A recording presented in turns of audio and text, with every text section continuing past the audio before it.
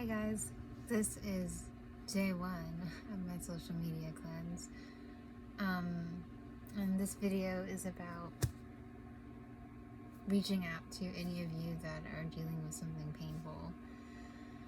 So, I recently went through some personal stuff that hurt a lot, and that was kind of like an indicator for me to be like, yeah, I think it might help me heal better if I get off of social media. So that's what I did. I do have some friends that I've made on there that I kind of talk to, so I just put my number in my story. I was like, hey, if you need to reach me, this is my number. I'm going AWOL. I don't even know what that stands for. Anyway, so I learned a lot in this first day, and I'm going to try to do this once a week. So once a week, I'm going to do a video journal and talk about the main lesson that I've learned that week. So day one, this video is about reaching out to people that are going through something painful. So like I said, I went through something painful recently, and let me take you from the top, because I made a lot of jokes about it to myself in my head, and I felt like it was worth sharing. So when it first happened, or as it was happening, I wept. Like, you know how whenever you're younger and you don't want to seem, you want to act as tough as you can, and you try like your hardest to fight back tears, and you're like, no, but then I was like, I wept Disney princess style. I was like like that, the whole thing. The only thing that was missing was that I didn't like throw myself on my bed crying, which I probably should have. I was right there. I was so close. I could have done it. It would have been cathartic, I'm sure, but I'm like all dry right now. So maybe if they come later, I'll do that and I'll let you guys know. But yeah, I just wept. I let it all out. I cried Disney princess style. And I was like, get this demon out of me. And I just didn't hold back. I was like, I'm gonna cry. I don't give a crap. I'm gonna cry, ugly cry, Tobey Maguire as Spider-Man style, and I'm just gonna let it out. And so I cried, and I knew my eyes were gonna be puffy in the morning, because they always are when I cry the night before. And I was like, you know what, this is my life. I'm gonna be tomato face tomorrow, and that's okay. And then after it was sort of settled and I could just gather myself, I kind of literally got in bed and laid there, curled in a ball under a blanket with my heater on, sweater, and it's like springtime, but it's freaking freezing outside. And I literally just laid there on my phone reading random crap. And my sister comes home and she's like, are you okay? I'm like, yeah. I just laid there, and it was amazing. I just felt great. I was like, well, I didn't feel great, but it felt like it was exactly what I needed to do. I cried myself dry. Now I'm just gonna lie still and do nonsense. And I ate one meal that day, the first meal I missed because I woke up late. The second meal was like Chick-fil-A at the cafeteria, and it like immediately made my stomach hurt, but it always makes me poop after I eat Chick-fil-A, so I was like, sort of bonus, I guess. But anyway, I only ate one meal that day because I literally spent the rest of the night just like lying in bed. And I'm kind of like a dog in that sense. See, this is another joke I was gonna make. It's great. I'm kind of like a dog in the sense that if I turn down food, then something is wrong. Like, I love food, right? I'm all about food. And if I ever don't want to eat or turn down food, something is wrong. Call a doctor. Call somebody if I'm not eating. Anyway, so I learned two things about myself.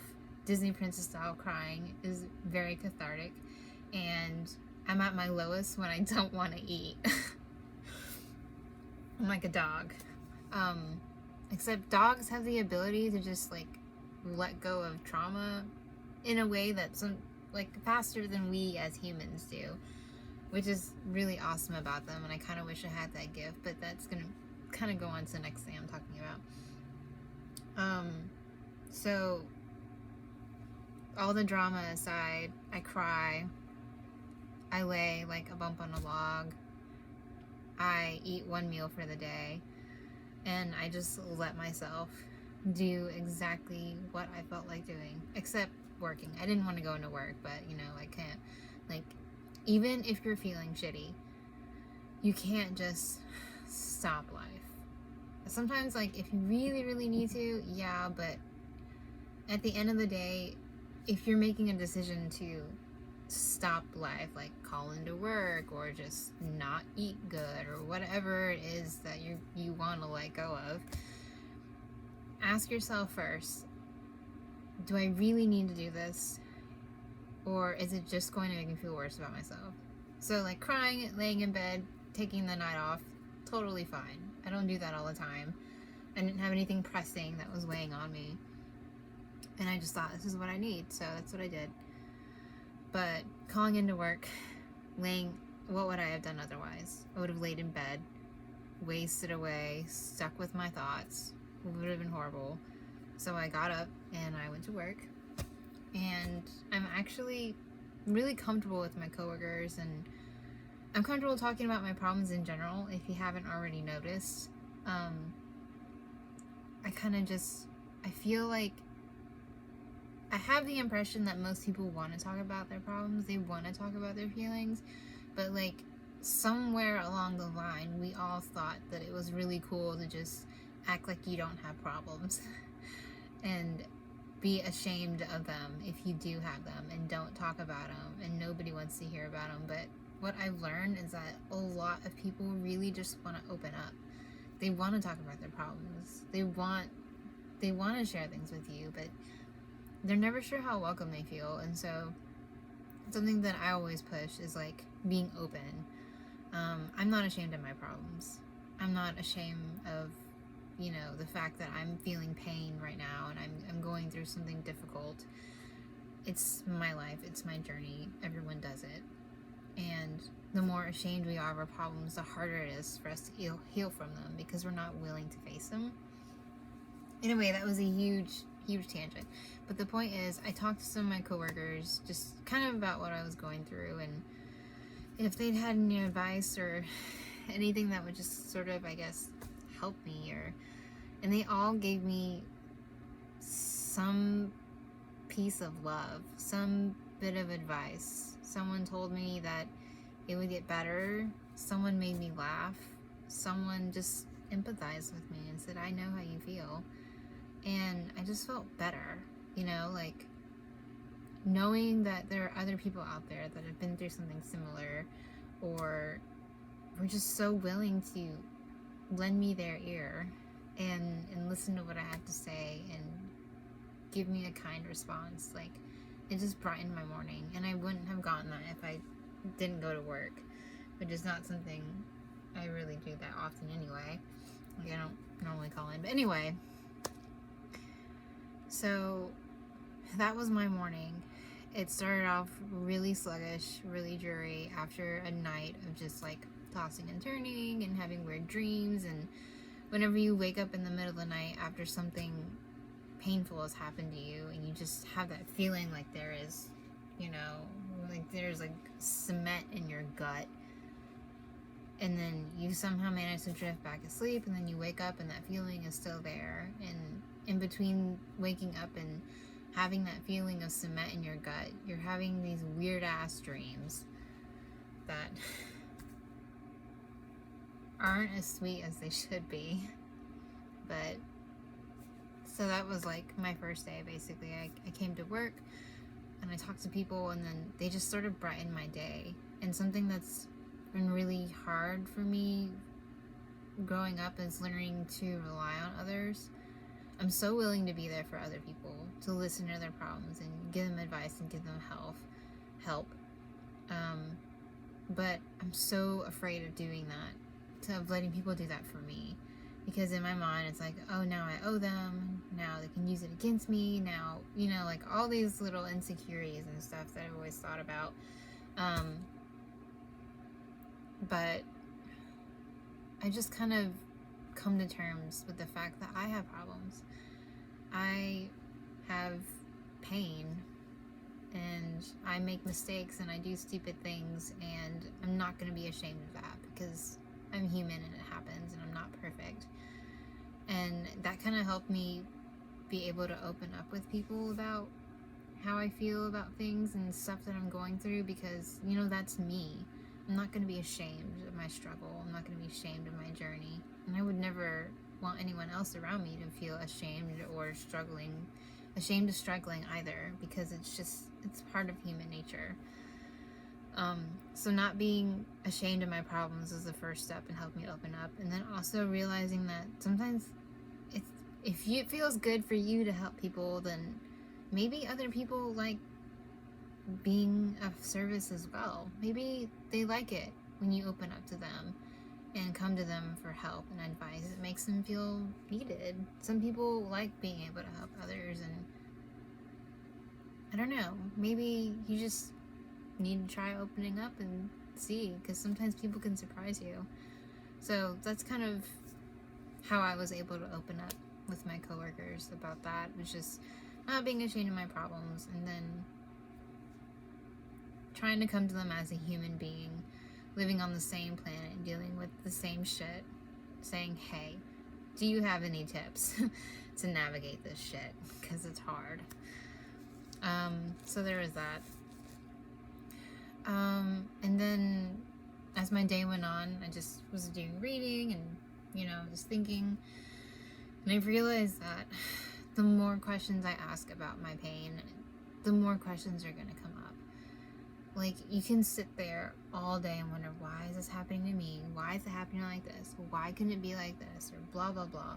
And all it does is bring up more questions. If you had the answers, you wouldn't be in the situation, right?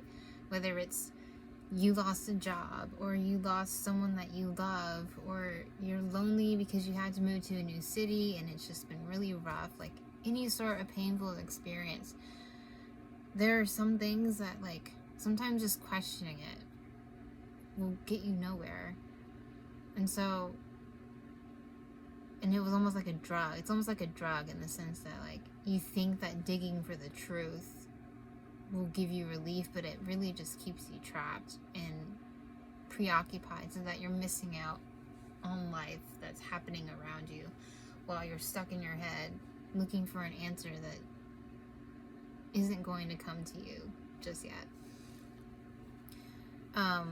So I learned that I need to try to stop asking questions. I also learned that I have to focus on the present, and I have to just keep living my life. Sometimes when you're so hurt in a situation, you're so focused on the fact that you didn't get what you wanted, that you forget how convoluted life is. And you have no freaking idea what can happen. Anything can happen. But you're so stuck in this mindset, I didn't get what I wanted, that you forget that maybe you didn't get what you wanted because there's something better, and you're probably tired of hearing that, but maybe you didn't get what you wanted because it's just not your time. Maybe you didn't get what you wanted because you need to be doing this before you get that thing that you wanted. Or there's a reason, is what I'm saying. And, like, you won't figure out what that reason is, or what that answer is, or what that missing puzzle piece is, if you just stay still. You have to keep living your life, because all the pieces come together that way. You meet certain people, you go to certain places, you have certain experiences, and all these tiny little bits come together, and then you're able to look back and be like, oh, that's why that happened to me. Interesting. God, it's so hard though, because you're stuck in your pain. You're like, why can't I just fast forward to the day where it all makes sense and it doesn't hurt anymore, and I can just live again? But you can't think that way either, because you're living right now, and you're missing out on life right now when you're stuck in your head and you're not allowing yourself to enjoy what's around you. There's always going to be some sort of difficulty in your path. For me, today, and probably for a few months, it's going to be this pain. And I can't let that stop me from enjoying my life, enjoying my friends, enjoying my family, showing up to work, being a good employee, being a good friend, sister, daughter, being a good artist, taking care of myself, working out. I can't let it stop me. Just because your breath stinks one day, your life isn't over, right? And breath stinking is nowhere near as painful as like heartache or just going through something difficult, but you kind of get the gist. Like, it's something that you have to embrace. Like, okay, this is going to be a part of me for who knows how long, but nothing I can do about it. I can't force it to go away, so I might as well let it get comfortable. Let's chill out, you know? Welcome, dude, into my humble abode. Which kind of brings me to the next thing that I've learned that I've always sort of come back to, and it's that if I'm going through something that's painful, I have two main rules that I always try to stick to. Two main rules. So my first rule is that I stay soft, and I don't let resentment take up permanent residence in my heart. And you're thinking, those are such flowery words. What does that mean? Well, it means that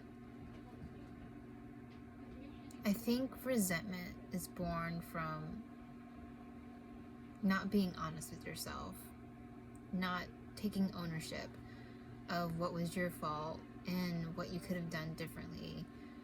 And resentment is a result of poor communication, right? So in this situation that I'm in, I could totally blame somebody else, right? I could say this is all their fault and they did this to me and I'm just the victim here and blah blah blah, whatever.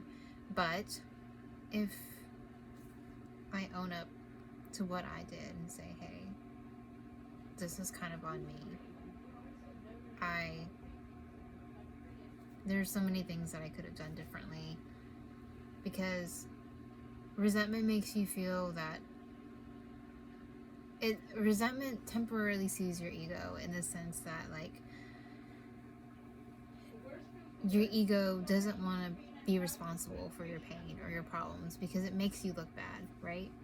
So resentment comes from your ego in the sense that it's like, I'm not responsible for this problem, it wasn't my fault. But in the long term, I mean, the short term makes you feel great because you're like, well, that jerk, whatever. But long term, it really just takes away your power to be happy. Because if you're blaming somebody else, you have resentment in your heart, you'll never be able to create that happiness because you've already given away your power. You've already said that your situation is somebody else's doing and there's nothing you can do about it. So you've subjected yourself to something when really we don't have to do that at all. So I'm learning to take the power back, or I remember to take the power back when I feel hurt, by reminding myself what I can do about the situation, what I did wrong, what can I do better the next time, and then staying soft. I think that anger is just sadness on fire. If you guys have ever watched Inside Out, like, that little kid is angry because she has to move and miss all her friends, and she builds all these walls and she gets into trouble, but it's not until she can admit that it's really just that she's sad underneath all of it that she's able to open up and really face what it is that's been upsetting her. And once she's able to do that, you know, she lets her parents in and they're able to comfort her and get through it together. So I feel like if you're angry, then you're not letting yourself express how sad you truly are about what has happened to you. And I think that that's something that you definitely need to do. You have to let yourself be sad. And when I say stay soft, I don't mean go back to the thing that hurt you or repeat the same mistakes over and over again and let yourself get hurt over and over. When I say stay soft, I mean don't let bitterness and resentment build up in your heart. And the best way to do that is to let yourself feel sad, to let yourself feel angry, to let yourself take all the time that you need to process whatever you're going through. Because if you try to rush through it, it'll just harden and crystallize, and it won't ever go away until you do. You have to let it through you to get past it. So staying soft is my first rule. And then my second rule is never let whatever you're going through break your spirit. Like, that is an absolute deal breaker for me. Never, ever, ever let anything break your spirit. And maybe it sounds really insensitive to say, because you're like, well, you don't know what I've been through. And it might be easy for you to say, and maybe it is easy for me to say. Some people are just like naturally predisposed to do certain things. Like, some people can just do the splits easily. I can't. I've tried for years. It's really hard. Fingers crossed I will nail it this year. But anyway, tangent aside.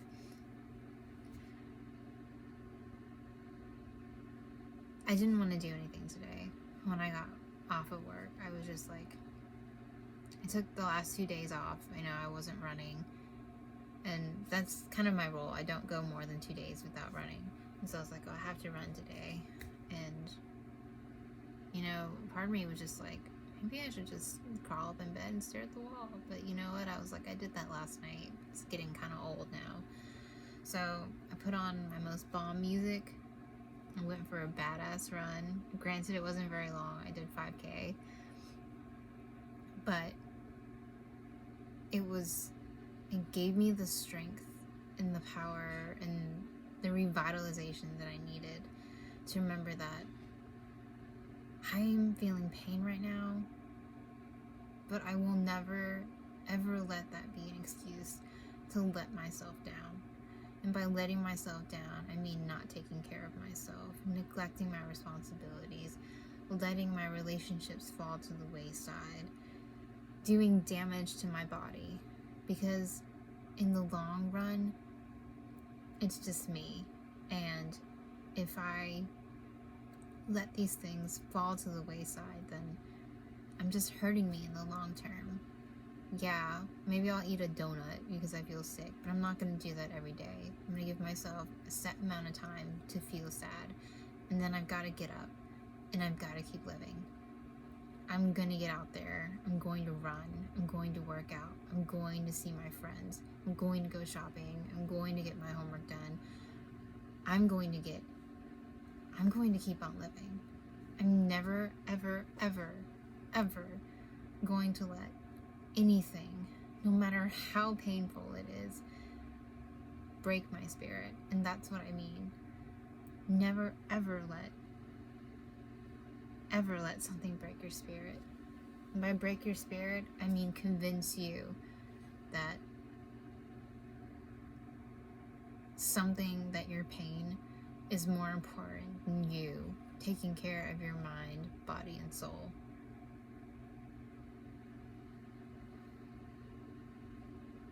It's just not. You are first, and your mental health is important. And it was you in the beginning, it's going to be you in the end. Love yourself. Take care of yourself. Put yourself first. Fight for yourself. And then the last thing that I learned is that whatever is causing your pain, like if you're losing somebody or something or some place, whatever it is, so much that it hurts, you're basically leaving a relationship with them, but you're entering into a new one with yourself. And that means that all your attention is on you now. What do you need? What does your body need? Take the time to learn to listen to what your body is telling you. Right now, my body is telling me that I need space and I need to not be on social media.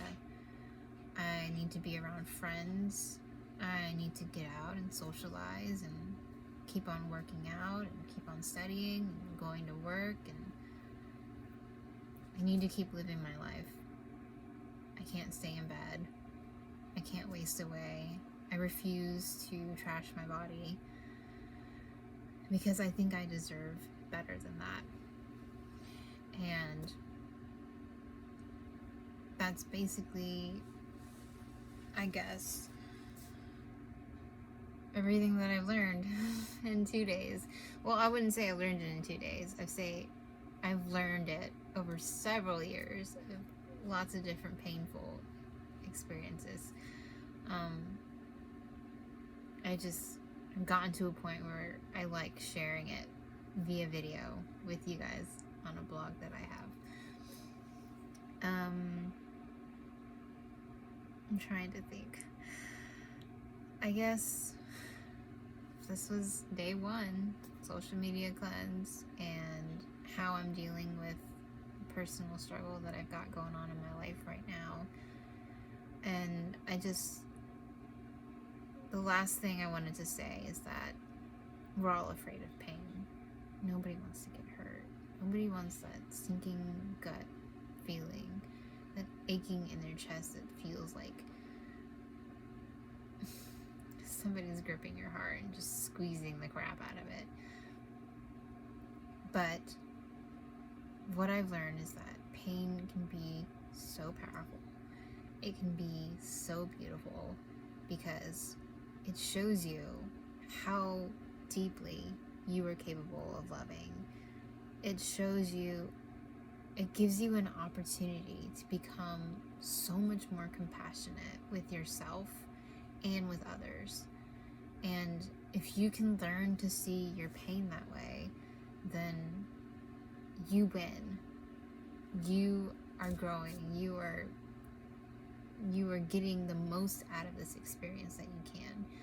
And once you realize that how deeply you're hurting is directly proportional to how deeply you can love, then tell yourself and make sure that you don't ever back down. You deserve a love that runs just as deep, if not deeper. Anyway, thanks for watching. This is a really long video, but I am a chatty Cathy, and I have so much to say these days. Anyway, till next time. Bye, guys.